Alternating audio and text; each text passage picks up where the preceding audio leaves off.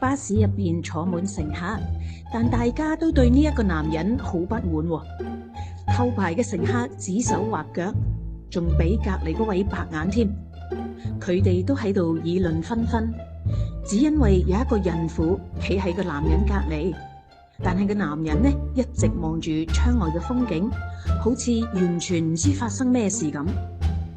終於有一位阿姨睇唔過眼，企出嚟拍一拍男人嘅膊頭就講啦：後生仔，你可以唔讓座俾我哋呢啲老人家，但你隔籬企住位孕婦喎，你係唔係應該讓座俾佢坐呢？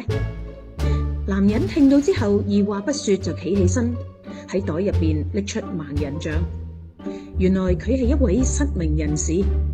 見到呢一幕，大家都對呢一個男人感到好難過，後悔之前誤會咗佢。而嗰位阿姨仲揞住塊面，感到好羞愧添。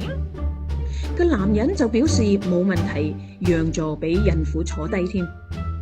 其實我哋眼睛睇到嘅唔一定係真嘅。希望大家對人多份包容同體諒啊！睇清表象係本能，睇透本質先至係本事。